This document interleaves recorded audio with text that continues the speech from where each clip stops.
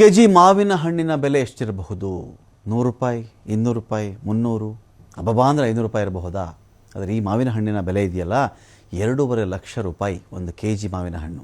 ಈ ದುಬಾರಿ ಮಾವಿನ ಹಣ್ಣಿನ ತಳಿ ಹೆಸರು ಮಿಯಾಜಾಕಿ ಅಂತ.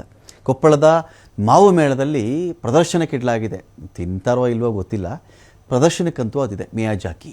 2.5 ಲಕ್ಷ ಕೊಟ್ಟುಬಿಟ್ಟು ಒಂದು ಕೆಜಿ ಹಣ್ಣು ತೊಗೊಂಡು ತಿನ್ನುವಷ್ಟು ಶ್ರೀಮಂತರು ಇರಬೇಕಲ್ಲ ಅಲ್ಲಿ. ಕಡುಗೆಂಪು ಸೇಬಿನ ಬಣ್ಣದ ಮಿಯಾಜಾಕಿ ಮೂಲ ಜಪಾನಿದು. ಧಾರವಾಡದ ರೈತರೊಬ್ಬರು ತಮ್ಮ ತೋಟದಲ್ಲಿ ಇದನ್ನು ಬೆಳೆದು ಬಿಟ್ಟಿದ್ದಾರೆ. 2012ರಲ್ಲಿ ಮಹಾರಾಷ್ಟ್ರದ ರತ್ನಗಿರಿ ನರ್ಸರಿಯಿಂದ ನೋಡಿ, 2012ರಿಂದ ಸುಮಾರು 13 ವರ್ಷಗಳಾಗಿದೆ.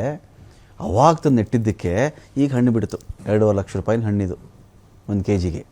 2 ಗಿಡ ತಂದಿದ್ರಂತಲ್ಲಿ ರತ್ನಗಿರಿ ಕೂಡ ಬಹಳ ಫೇಮಸ್ ಅದು ಮಾವಿನ ಬೆಳೆಗಳಿಗೆ. ಅಂಥ ಕಡೆಯಿಂದ ನರ್ಸರಿಯಿಂದ ತಂದಿದ್ರು ಮಿಯಾಜಾಕಿ ತಳಿಯನ್ನು.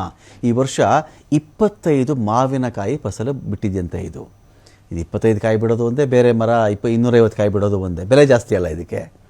ಸೊ ಕಾಯಿ ಚೆನ್ನಾಗಿ ಬಲಿಯೋದಕ್ಕೆ 150 ದಿನಗಳು ಬೇಕು. ಈ ಹಣ್ಣನ್ನು 1 ತಿಂಗಳವರೆಗೂ ಇಡಬಹುದು, ಹಾಳಾಗಲ್ಲ. ಮಿಯಾಜಾಕಿ ಬಹಳ ಸಿಹಿ ಇರುತ್ತೆ, ತುಂಬ ರುಚಿ ಕೂಡ ಇರುತ್ತೆ ಅಂತ ಹೇಳಿ. ತಿನ್ಲಿಕ್ಕೆ ಶಕ್ತಿ ಇರ್ತಕ್ಕಂಥವ್ರು ತಿನ್ನಿ, ಕೊಂಡುಕೊಂಡು ಇಲ್ಲಿದ್ದವ್ರು ನೋಡಿ.